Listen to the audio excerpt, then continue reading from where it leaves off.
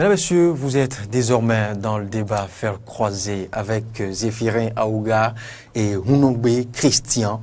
Il est le secrétaire général, le dernier justement, Hounongbe Christian, secrétaire général de la fondation Yidéroué. C'est là pour la toute première fois que nous le recevons sur ce plateau, dans cette tribune. Bonjour Christian. Bonjour et bonjour à toi. Merci et pour la disponibilité. À tous les téléspectateurs. Alors, face à vous, Zéphirin Aouga, inutile de vous donner plus de précision. Hein. Bonjour, M. Aouga. Bonjour, monsieur. D'abord, merci pour l'invitation. Je salue tous les téléspectateurs d'Iden TV et les auditeurs de Radio Diaspora. Et oui, le gouvernement de Patrice Athanas Guillaume Talon a inscrit dans son programme d'action PAG 2016-2021 le projet d'asphaltage et de pavage des rues d'Abomey à Cotonou, d'Abomey par exemple 41 km, d'Abomey à Abomey-Calavi, 71 km à Boycon, 35 km de rue, et à Cotonou 237 km de rue à pavé, à prendre en compte bien évidemment pour l'asphaltage. Et à Porte-Novo, c'est 90 km. À Sémin, il en est de même 37 km. Et au total, eh bien, il faut retenir bien évidemment 646 kilomètres de voirie pour un montant de 900 milliards de francs CFA. Alors, dans la ville de Cotonou, je ne vous apprends rien, Christian Inekwe, Zéphirin Aouga, Christian Hounongbe, pardon, et Zéphirin Aouga, il est prévu l'aménagement et la réhabilitation de 237 km de voirie primaire, secondaire et tertiaire, justement. Les travaux sont divisés en 6 différents lots. Et puis, voilà ce qui est prévu au menu de l'asphaltage, du projet d'asphaltage et de pavage des rues, surtout le territoire national. Maintenant, que peut vraiment ce projet d'asphaltage et de pavage face à l'inondation? Et je l'ai dit, le principal cas qui servira de base à l'exercice, à l'analyse, sera le cas Cotonou, justement. Alors, Zéphirin Aouga, nous y sommes. Oui. Que peut l'asphaltage contre l'inondation? Il faut d'abord que nous puissions saluer le gouvernement pour l'ambition de l'asphaltage. Moi, c'est un programme du gouvernement que j'aime beaucoup, mais qu'aujourd'hui j'ai de la peine à voir concrétisé parce que la dernière fois, on nous a annoncé que les études sont terminées. On a même distribué des lots la cartographie des distribués aux adjudicataires, les entreprises qui ont été sélectionnées pour faire les travaux. On a même demandé par endroit à Cotonou, par endroit à certaines... on a sélectionné des ruelles à Cotonou, dans certaines communes. On a demandé aux usagers de libérer les voies, tout ça là. Mais cela dure. Je suis en tant que bon citoyen, béninois, je suis impatient parce que je ne vois plus rien du tout. Ça fait déjà près de 2 mois. Hein. On ne voit rien ne bouge. Maintenant, après avoir dit cela, parce que il faut que je donne en même temps... C'est votre constat? Mais oui, c'est un constat, mon impatience déjà, parce que je voudrais que cela se réalise.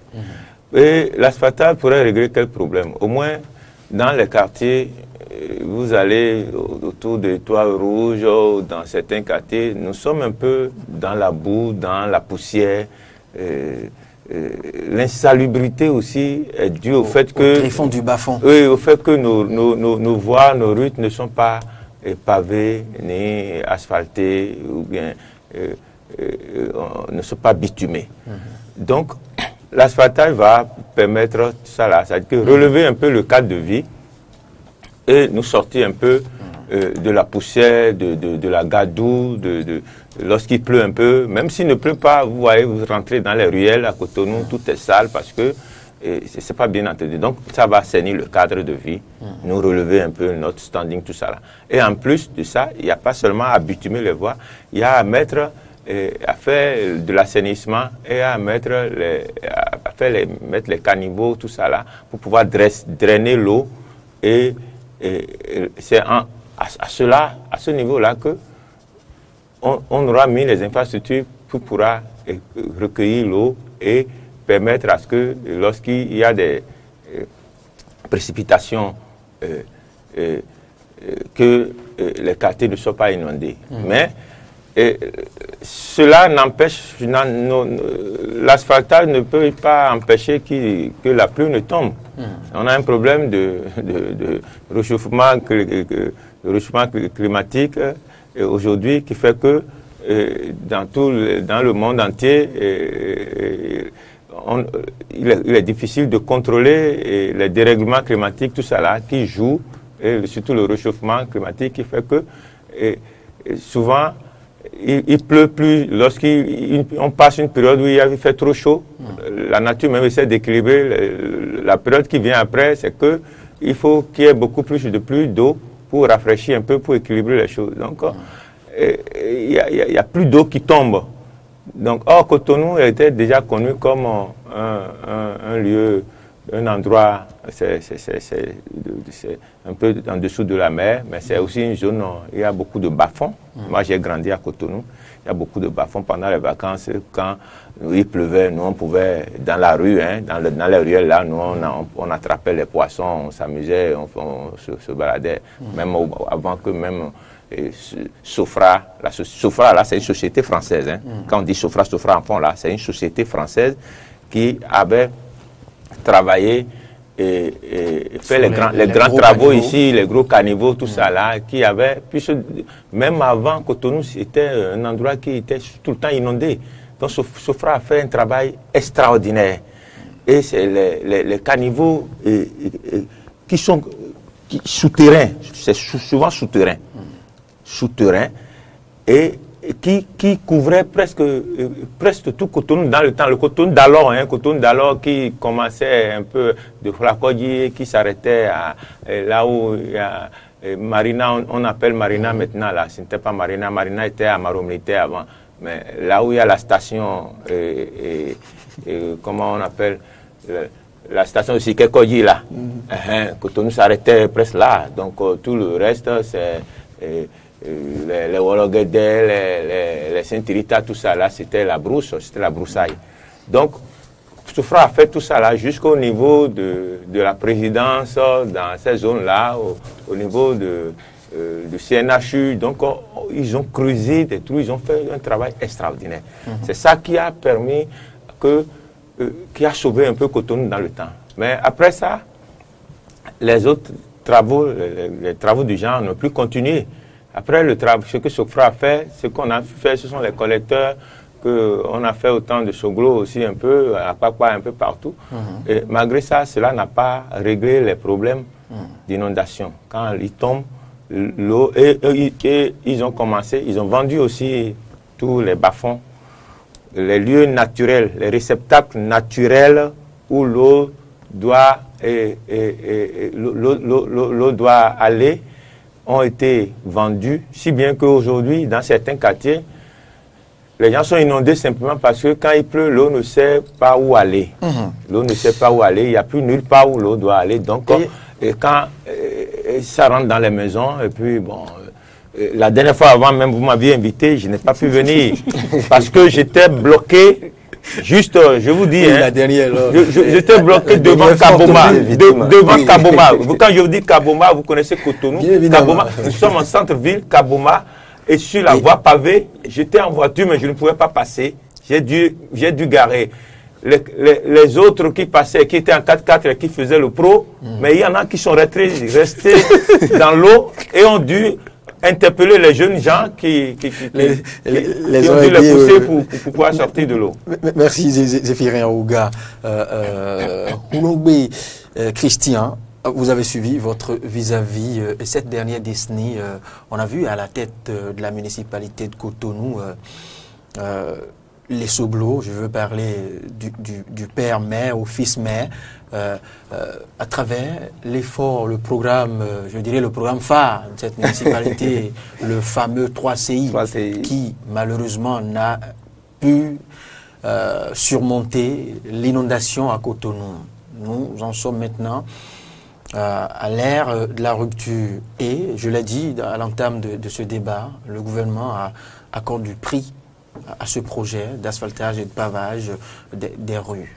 Alors, D'abord, après avoir apprécié l'opportunité de ce projet, dites-moi ce que peut ce projet face à l'inondation.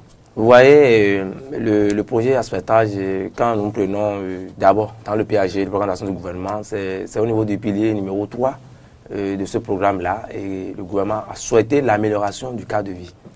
Et quand on parle de l'amélioration du cadre de vie, c'est l'assainissement, c'est tout ce qu'on peut faire pour permettre aux populations d'être dans de bonnes conditions.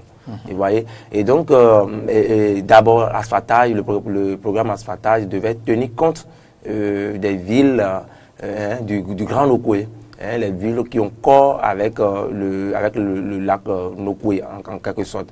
Et par la suite, le gouvernement a étendu ce projet-là vers la ville de Parakou également, qui va bénéficier de ce projet-là. Maintenant, revenons à... Et autres communes aussi. Voilà, voilà, donc revenons maintenant au cas spécifique de Cotonou. Vous voyez, ce qui se passe aujourd'hui, c'est pas une faute commise tout de suite. C'est quelque chose qui a été laissé ainsi depuis des années. Et quand vous prenez les différents plans d'aménagement de la ville de Cotonou, ou bien les plans d'urbanisation de la ville de Cotonou, est-ce qu'on ne se demande pas en quelque sorte, est-ce que les gens n'ont pas péché? Est-ce que les gens n'ont pas péché en vendant des maisons, en faisant des lotissements au niveau des bas-fonds? Au niveau des exutoires. Voilà. Donc, tout est, quand vous prenez les différents plans qui ont été faits, moi j'ai fait un travail, une investigation sur l'urbanisation incontrôlée au sud du Bénin. Et donc, dans ce travail qui a été fait, on a constaté en quelque sorte que les populations se sont installées comme elles veulent dans les bas-fonds. Et avec la complicité, j'insiste sur le mot, avec la complicité des autorités. Et donc, on ne peut pas laisser tout le monde s'installer partout et sans un minimum de précaution. Et la ville s'arrêtait à un niveau donné, le bas-fond s'arrêtait à un niveau donné. Mais aujourd'hui, il n'y a plus de bas-fond. Les hommes d'Agla, où tout le monde crie aujourd'hui, inondation, et Saint-Hérita, où la dernière fois, vous avez vu même un véhicule de la police républicaine qui a été perché, et pas, ne serait-ce que devant la station continue à Saint-Hérita. C'est tout à fait horrible. Que nous assistons. Qui était presque noyé. Voilà. Et donc, quand nous parlons aujourd'hui de l'assainissement, le premier problème, c'est d'abord les lotissements. Les lotissements ne sont pas... Les opérations de lotissement sont très très mal conduites à Cotonou. Et c'est d'abord ça. Si on va réussir l'asphaltage, il va falloir à ce qu'on revienne sur... à toucher un peu le plan d'urbanisation dans la ville de Cotonou. Parce que quand vous prenez les rues aujourd'hui, on veut creuser les caniveaux où? Parce que quand les gens disent on veut faire asphaltage avec 9 milliards de francs CFA, ce n'est pas seulement mettre des pavés, ce n'est pas seulement le bitumage des rues. 900 000. Il y a d'autres travaux qui seront faits, les caniveaux qui seront construits, la canalisation. Le vrai problème aujourd'hui, c'est que l'eau ne passe pas.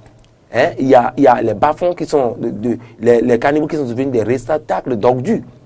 Vous voyez, les sachets plastiques viennent boucher un tant soit peu qu'on appelle les caniveaux. Et donc, si la chose se passe de cette façon, c'est pas 3CI, c'est pas l'asphaltage pris simplement sous un angle réalisation du projet qui va permettre aux populations de quitter l'inondation. Mais il faut revenir, il faut sévir. Vous avez vu qu'on a dit déguerpissement de l'espace public sur l'espace public. Il faut aménager l'espace public. Vous avez vu les conséquences. Aujourd'hui, il faut déloger les gens des bas-fonds.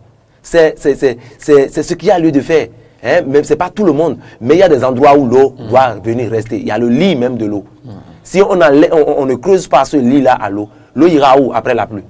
Même dans la commune d'Abomey-Calavi où nous sommes aujourd'hui, moi je pense que ce même problème de lotissement qui est mal conduit à Cotonou a étendu ses ramifications aujourd'hui dans les communes périphériques de Cotonou.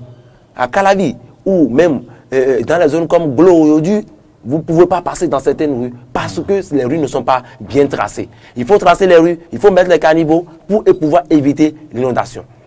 Il faut arriver quand même à avoir de vraies données par rapport et par rapport à l'inondation pour pouvoir à un moment donné optimiser ce que nous sommes en train de faire, parce que le gouvernement a un projet MAOS, c'est un projet très très intéressant, l'asphaltage des rues. Mais si on fait l'asphaltage, il n'y a pas les caniveaux, il n'y a pas de place pour creuser la canalisation. Est-ce que l'eau ne va pas rester sur la route encore? On a vu ce territoire, c'est pavé, mais l'eau reste sur les pavés. Vous venez à Kindono, la voie qui passe devant le Sogénokoué, jusqu'à aller à Godomé, vous allez constater que s'il pleut, les gens ne peuvent pas passer sur ces pavés-là. Donc il ne servira à rien de faire qu'on appelle de faire l'asphaltage si on ne va pas demander aux populations de réellement s'installer là où elles doivent s'installer. Et là, voilà qui suscite encore une série d'interrogations. Ah oui. Alors, des préalables. Comment gérer ces préalables en l'espèce, puisqu'il n'y a pas encore très longtemps, on continue encore de vivre les séquelles, je dirais, de la libération des espaces publics.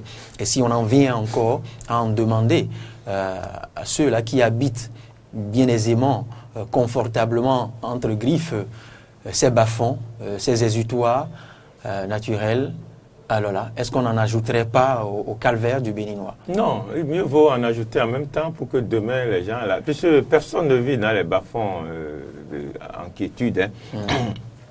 On ne passe pas une vie heureuse dans les bas-fonds. C'est parce que nous sommes dans un pays... Un tout à vaut ça et oui. Vous direz le contraire. Non, non. Les gens s'y plaisent. Non, ils sont obligés de... Femmes, enfants... Ils s'en accommodent. Si quelqu'un leur proposait quelque part où ils seront bien, il n'y aura pas d'eau, ils seront bien, beaucoup plus, un endroit plus propre et tout, ils accepteraient. Et c'est parce que il y en a qui se sont vus naître là et qui sont obligés de rester là. Ce sont pour les propriétaires terriens et qui sont au bord de la lagune là et qui sont restés là tout le temps. Il y a d'autres qui sont pris par le syndrome béninois où bon, chacun veut avoir sa maison, quel que soit le prix, quel que soit l'endroit, quel que soit... même si c'est un tas d'ordures, bon, on peut rester dedans pour dire à l'autre fièrement, moi aussi j'ai acheté ma maison, j'ai ma parcelle. C'est le culte de chez soi. Le culte de chez soi. Voilà, donc tout cela a obligé certaines personnes à aller rester dans des endroits qui ne sont pas conseillés, qu'on ne peut pas conseiller à quelqu'un qui souhaite avoir un cadre de vie un peu, parce que les gens sont exposés à tout, à la maladie, à tout. Donc ça sert à quoi de rester dans un endroit où vous êtes et tout le temps, vous devez dépenser pour vous soigner, vous n'êtes pas dans un cadre bien, il n'y a même pas des latrines dans ces endroits-là. Donc ce n'est pas des trucs à conseiller. Un État sérieux peut bien discuter avec les gens, les déloger, les renvoyer sur des endroits où il peut trouver un cadre sain. Et je crois que ça fait partie du rôle de l'État. Donc, aucun citoyen ne dirait que, bon, on est contre lui, mais si on ne le fait pas et que l'inondation arrive et qu'il faut venir maintenant, on crée la cellule il y a une cellule de crise pour lutter contre pour pallier aux inondations. Il y a une cellule là, j'oublie le nom. Il y a une cellule de crise pour sécuriser les citoyens qui sont exposés à l'inondation et tout. Mais ces cellules-là dépensent beaucoup d'argent. Donc, mieux vaut aller à la base du problème et sortir les gens des endroits où l'eau doit s'installer, et dégager les lits de l'eau. Oui, vous rejoignez là si bien Ourongbé Christian qui disait qu'il y a des préalables. Tout à fait. Et il a reconnu, vous avez tous deux reconnu l'importance de ce projet d'asphaltage et de pavage des rues. Et je voudrais ajouter que l'asphaltage n'aura pas son sens si l'eau assainissement n'est pas bien fait. C'est-à-dire que l'eau, assainissement, les canalisations, Christian l'évoquait tout à l'heure. Voilà, l'asphaltage ne vaudra rien si cet aspect des travaux n'est pas bien fait et qu'on ne... Je ne vous dirai pas le contraire. Voilà. Parce que à quoi servirait l'asphaltage de toutes les rues de Cotonou, voilà, par exemple? Si lorsqu'il pleut, bon, toutes les si rues on devait seront se référer à l'inondation de la dernière pluie, où presque la moitié de Cotonou était, il était incapable aux fonctionnaires, aux salariés d'aller où... Donc, vous savez, monsieur, d'abord, si vous venez à Sainte-Rita, un peu avant le parc d'attractions, la zone de juste avant le pont de Fifadi. Oui, voilà, la zone du parc d'attractions et la zone opposée au pont d'attraction, c'est le domaine public de l'État. Vous avez constaté aujourd'hui qu'on a mis des plaques d'identification juste pour demander à ce que les gens ne s'installent plus dans ces zones-là. Et donc, le colon avait fait quand même l'immatriculation de cette zone-là. Et on sait que on peut pas, les citoyens ne peuvent pas s'installer, par exemple, dans ces bas-fonds-là. Vous voyez? Et donc, c'est soit des zones qui vont après accumuler l'eau pour permettre à la population qui est la population périphérique de cette zone-là, quand l'eau sera dans les maisons, on pourra sortir l'eau pour aller vers ces endroits-là. Mais il y a une grande partie de cette zone-là qui abrite aujourd'hui des résidences, des maisons. Et quand il y a plus, pendant seulement 2 heures de pluie à Cotonou, l'eau n'arrive plus à trouver sa maison. En réalité, c'est le lit de l'eau. Tous ces endroits que vous voyez construits, que ce soit les endroits à proximité de l'église Sainte-Rita, jusqu'à Gonticon, c'est une zone que nous tous, on sait, il y a 10 ans, il y a 20 ans, il y a 15 ans, c'est des zones où c'était le bas-fond. Tout à fait. Vous voyez. Et donc, il y a même des exemples à côté de nous. Même autour de l'Étoile Rouge, là. Quand vous allez à Lomé, avant d'aller au quartier Tocoin, vous allez voir la lagune, comme le lac Nokoué de part et d'autre. Mais on a fait de telle sorte que on a fait passer. On a fait ce que nous sommes en train d'appeler le bitumage aujourd'hui. On a fait passer la route. Moi, je savais qu'il y a 10 ans, quand j'allais à Lomé, là, c'était un bas-fond. Mais on a creusé. On a creusé le lac. L'eau est restée de part et d'autre de la voie. Et donc, toutes les populations qui sont dans cette zone-là, avant Tocoin aujourd'hui, ne peuvent pas parler d'inondation. Parce que l'eau, quand la pluie commence, directement l'eau vient à cet endroit-là. Mais si vous venez aujourd'hui à Godomé, Ouedonou, là où nous appelons Idjonou, le pont de Djonou, où il y a la persécuté de l'autre côté qu'on appelle à l'est, il y a ce que nous appelons la zone de Saint-Domain, le quartier Saint-Domain. Mais c'est un gros bas-fond. C'est un gros bas-fond au pot, et même cette zone-là, on parlait de Saint-Domain. C'est quand même, ça a porté le nom du quartier. Et l'autre côté, on appelle ça Togoudo. Ça veut dire que c'est derrière le lac. Mais vous imaginez aujourd'hui que les gens s'installent dans ce bas-fond-là, au vu et au sud de tout le monde. Et la zone a été même lotie, toutes ces domaines sont lotis. Et ces domaines sont en train d'aller vers le lac Ndokoué. Topa Zongo, sud ou nord, sont en train d'aller vers le lac Ndokoué. Mais on n'est pas en train de demander, par exemple, aux populations que là, c'est le domaine public de l'État. Parce que tout ce qui est bas-fond, tout ce qui est zone inondable, c'est quand même du ressort du domaine public de l'État. Et donc, on doit laisser quand même la politisation de ces projets-là où les gens disent, bon, je soutiens le programme d'action du gouvernement, et donc par conséquent, bon, il veut pas, il se cache derrière qu'on appelle un soutien quelconque. Moi, je demande. Il y a une sorte d'hypocrisie. Voilà. Je demande au gouvernement de faire passer son projet, et en évitant que ceux-là qui ne veulent pas être techniques. Parce que nous sommes en train on ne parle pas de politique dans ce sens. Il faut plus parler de politique quand il s'agit de l'assainissement. Il faut associer les techniciens, il faut associer les urbanistes pour que les populations puissent comprendre que là où ils sont en train d'acheter des terres, que dans 10 ans, 20 ans, on ne peut plus vivre dans ces endroits-là. On est désolé aujourd'hui qu'à Womé déjà, des zones qui sont sur le plateau, Tankpé, ou bien quel quartier on va encore dire ici, disons les quartiers de Djadjo, Zundia, tout ça là, il y a inondation déjà au niveau du plateau d'Abomey Calabi. On est désolé de le dire, mais c'est la question de l'assainissement, c'est la question de l'installation des populations. Et donc, si on veut que l'asphaltage marche, on veut le pavage des rues dans Cotonou, ou bien dans Bomekalavi, ou bien dans Ouida. Il faut réellement faire le lotissement sans penser que c'est mon frère qui est ici, donc il ne faut pas toucher son habitation. Et là, il me semble qu'il va falloir remonter à à même plus d'une décennie pour situer les responsabilités.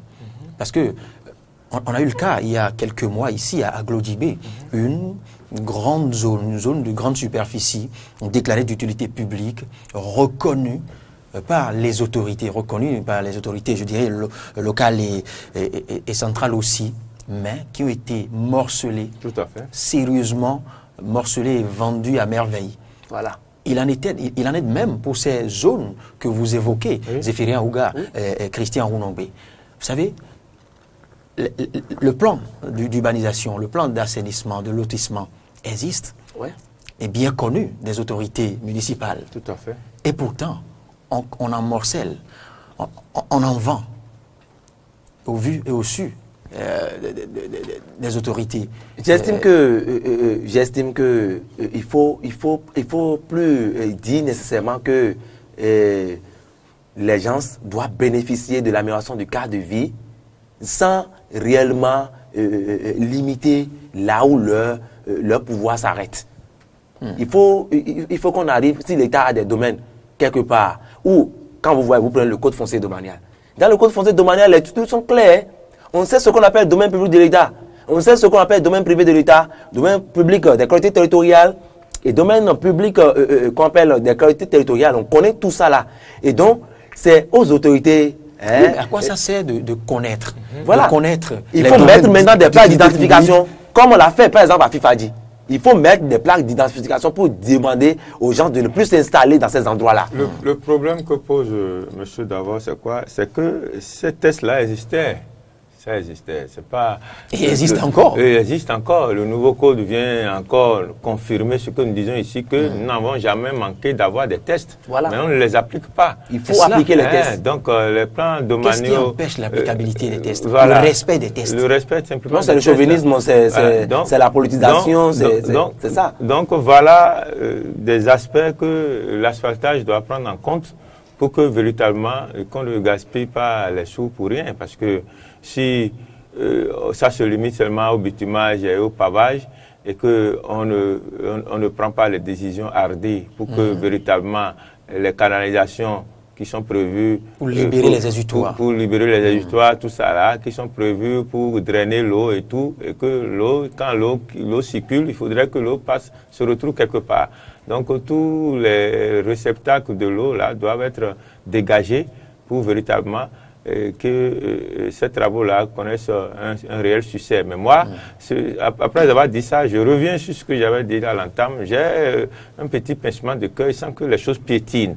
Et ma présence ici, c'est pour que le chef de l'État, puisqu'il n'est pas seul à travailler, il a beaucoup de dossiers, alors il faudrait qu'il comprenne que les citoyens s'impatientent beaucoup. Parce que quand on nous a annoncé que l'asphaltage va démarrer, c'était à cœur joie. Et moi, j'étais l'un des défenseurs qui n'attendait que ça pour pouvoir, dans les débats, en imposer à certaines personnes qui sont encore incrédules. Mais je commence pas à m'impatienter parce que, véritablement, ça piétine. Et même en dehors de l'asphaltage, quand vous allez à Karabi-Kota, là où on est en train de faire les travaux, là, bon, on a vu que, bon, je ne sais pas, je ne sais pas ce qui s'est passé, mais Ebomaf a disparu. Bon, qu'est-ce qui s'est passé? On ne trouve plus je ne sais pas si vous avez remarqué. Où en sont les travaux? Où en sont les travaux? Est-ce que c'est déjà la fin des travaux? Ou bien quoi? On ne voit pas les machines, on ne voit pas ceux qui travaillent, on ne voit plus rien. Alors, qu'est-ce qui se passe? Et puis, sur d'autres chantiers aussi, c'est comme ça. Donc, quel est le problème? Je crois que la population, nous sommes déjà tous ceux-là qui ont compris le page, qui ont aimé le page, qui ont voulu le page. Et moi, je suis de ceux-là. Je veux le concret, la réalisation. Et la question principale. Le temps passe. Reste le temps passe aussi. Zéphirien Ouga, Voilà. Christian Rounombe. Le temps passe. La question principale reste à quoi aurait servi l'asphaltage s'il faut le paver et asphalter toutes les rues de Cotonou qui resteront sous l'eau? Non, c'est comme si c'est comme la question de l'enfant du bossu. L'enfant demande à sa maman qui est bossu et je vais aller au dos. Il ne pourra pas aller au dos. Vous voyez? Et donc, j'estime qu'on ne doit pas faire de la complaisance. On doit cesser avec les compromissions. On doit passer, même s'il faut, il faut prendre tout le temps pour pouvoir atteindre l'objectif voulu dans le pilier numéro 3 du programme d'action du gouvernement. Parce que désormais, c'est marquage à la culotte, comme on le dit en football. C'est marquage à la culotte. On demandera en son temps qu'est-ce qui a été fait du projet asphaltage. Personne ne souhaite que les gens soient mouvanciers ou opposants. Je pense que personne ne souhaitera qu'on finisse le mandat ou bien que le gouvernement n'arrive pas à atteindre quand même quelque chose qui parle de l'amélioration du cadre de vie des Béninois. Moi, c'est pourquoi j'insiste sur l'aspect technique de ces différents projets-là et qu'il ne faut pas associer, qu'il ne faut pas dire, demander aux politiciens de vite poser les pieds ou bien de venir. D'ailleurs, le gouvernement Patrice Talon ne pose pas de pieds, donc de venir rapidement lancer les choses pour qu'après qu'on ne voit plus rien. Je pense que le gouvernement aura tout le temps, mais avoir le temps, c'est de baliser le terrain. C'est de permettre à ce que les rues qui devaient être 12 mètres, qu'on a loti sur 6 mètres dans les quartiers, les zones publiques, qu'on a, qui devaient rester quand même à la disposition du domaine public, et qu'on a rapidement on a mis des bornes là-dessus pour vendre, qu'on audite tout ça là. Qu'on essaie de mettre de l'ordre dans l'urbanisation incontrôlée qui a été faite jusqu'à aujourd'hui, avant de pouvoir vraiment faire bénéficier de ce projet cher. Parce que quand on disait asphaltage, il y a des gens qui ont du mal même à prononcer le mot. Donc ça marque plus d'un, mon cher d'avant. Donc asphaltage, qu'est-ce que vous appelez comme ça? Les gens ont voulu savoir, on les a expliqué qu'il s'agit du bitumage, qu'il s'agit du pavage, qu'il s'agit de l'assainissement du cadre de vie. Il faut qu'au Rubicon, qu'on arrive à voir la conclusion que nous avons eu le pavage, que nous avons eu l'assainissement et que nous avons eu le pavage des rues. L'aménagement même. Quand nous avions eu réellement l'amélioration du cadre de vie. C'est très important. Si à la fin on n'a pas l'aménagement du cadre de vie et on se contente seulement de dire comme si on a cimenté les rues, on a mis du béton. On a une sale habitude, c'est qu'on fait même nos rues sans mettre des arbres, on fait des trucs. L'asphaltage a pris tout ça en compte. Il y a tout ça là aujourd'hui. Il y a tout ça, l'aménagement, ça prend la verdure, ça tient compte de tout ça. Et donc, les populations, et nous, et les populations, nous devons embarquer le gouvernement à la culotte pour qu'à la fin, qu'on puisse dire, voilà ce qu'on nous a donné comme asphaltage. Et pour que finalement tout le monde puisse appeler et arriver à prononcer le mot.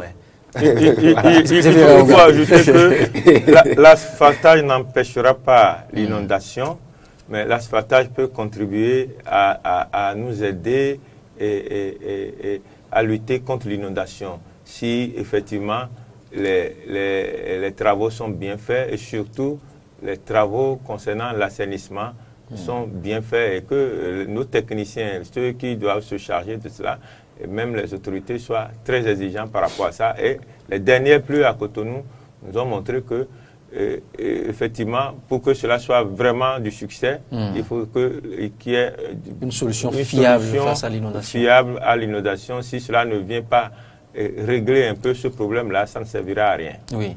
Bon, je pense que quand nous parlons de solutions face à l'inondation, il faut faire des études qui puissent savoir si les inondations sont en train de reculer ou bien si les inondations augmentent chaque année. J'ai discuté tout à l'heure avec monsieur. Est-ce qu'on dispose même de données fiables, de données fiables? Voilà, c'est également ça. J'ai discuté quelque chose avec monsieur Aouga quand on était dans les coulisses. Donc je lui ai dit, mais est-ce qu'aujourd'hui on peut avoir le nombre de ménages l'année dernière qui étaient sous l'eau, qui ont été vraiment victimes de l'inondation, pour pouvoir savoir s'il y a eu recul ou s'il y a eu d'avancée par rapport à ça. Même ceux qui parlaient de 3 CI dans le temps, ils ne peuvent pas nous dire aujourd'hui, ils ne peuvent pas nous dire, bon voilà, il y avait 1000 ménages sous l'eau et on a travaillé jusqu'à ce qu'il y a 500 ménages et maintenant le gouvernement qui est là maintenant va travailler, il y aura 200 ménages. Non, chaque année, le nombre de ménages augmente. Même dans des communes où il n'y avait pas d'inondation, aujourd'hui, il y a inondation dans ces communes-là. Oui. Donc, il faut réellement avoir des bases sur lesquelles il faut travailler. Hein? En termes d'assainissement, il faut avoir des données claires. En termes d'installation des populations, il faut avoir des données claires pour savoir en son temps combien de ménages il faut sortir du bas-fond, combien de ménages il faut sortir des zones inondables pour pouvoir savoir si le combat que nous sommes en train de faire contre l'eau, on est en train de réussir le combat ou pas. L'autre chose que j'aimerais ajouter, c'est la question de gestion des déchets. Aujourd'hui, les points de regroupement d'ordures, combien de quartiers dans notre pays ont ces points de regroupement des ordures? Quand les gens ramassent les ordures, moi j'ai suivi le trajet des ordures en faisant un travail d'investigation sur quand les gens, la destination des déchets de nos marchés, les marchés secondaires de Cotonou. Et quand on ramasse les ordures au marché Verdocor, vous savez là où on y va verser? C'est à Zézoumé, dans le bas-fond. Dis donc. Oui, c'est à Zézoumé, dans le bas-fond, on y va verser les ordures. Juste à côté du CEG Verdocor. Voilà. Donc, c'est à Minedji, c'est dans la zone en face du CEG, derrière le CEG Verdocor et en face du CEG Verdocor. Vous savez qu'il y a un petit pont de part et d'autre. C'est là. Les ordures, c'est à faire quoi? À faire du remblayage. On prend les ordures pour aller remblayer. Alors que ça là même, c'est une inflation. On est en train de violer la loi en le faisant. Et cela pose un sérieux problème environnemental. Il n'y a pas de coin de recoupement des déchets dans ces quartiers-là. Il faut aller là. Si c'est une parcelle, il faut dégager par quartier pour qu'on puisse. À Lomé, ça se fait.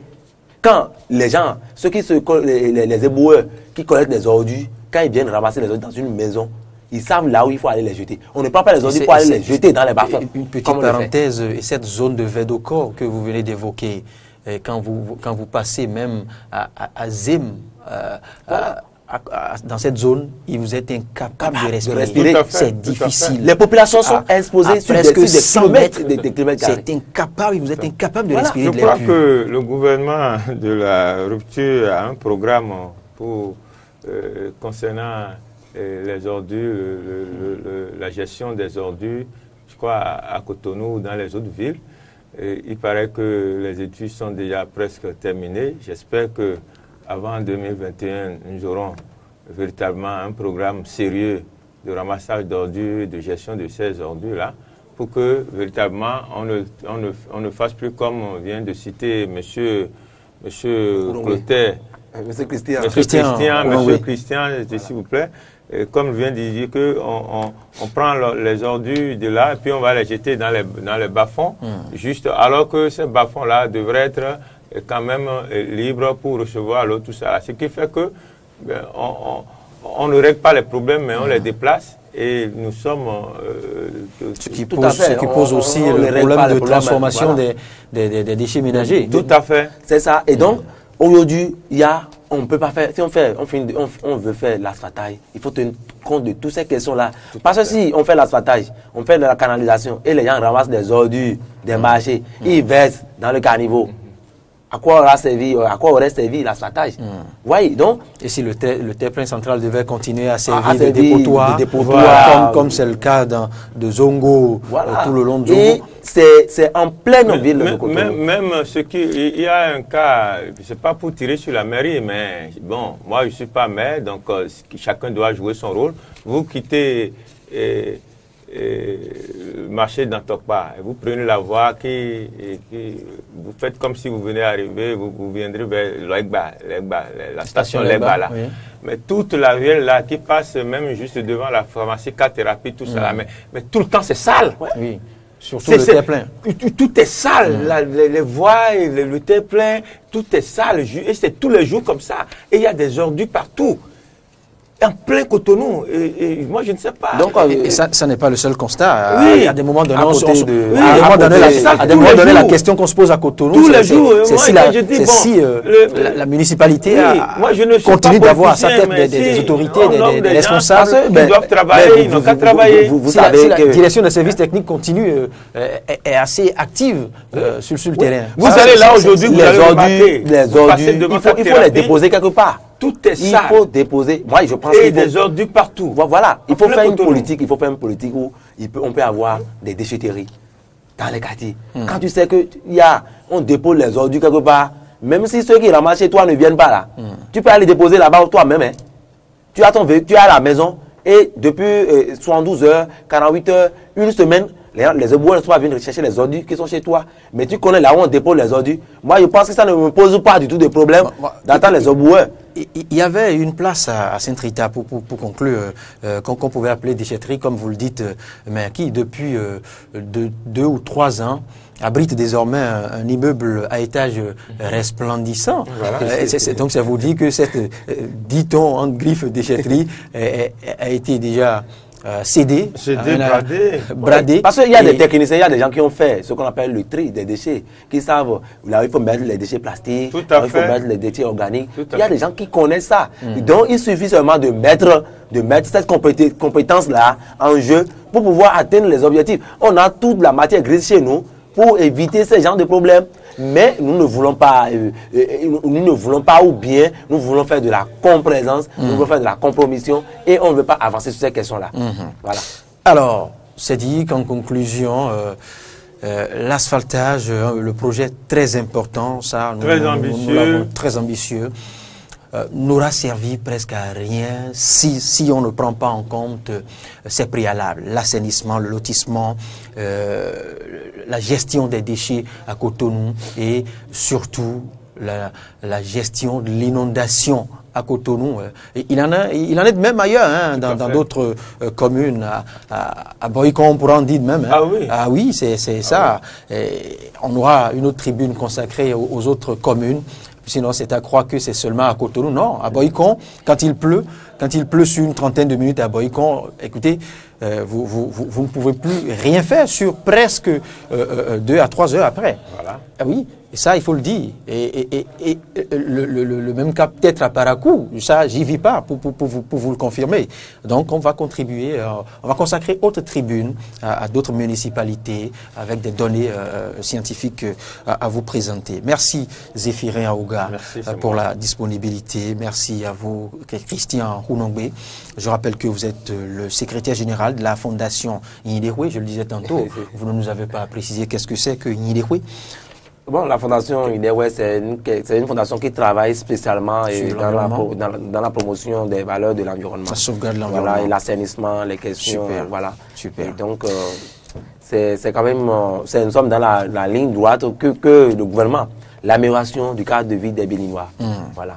Et avec les préalables à prendre en compte, bien évidemment. Voilà. Mesdames, Messieurs, c'était le débat Faire croiser.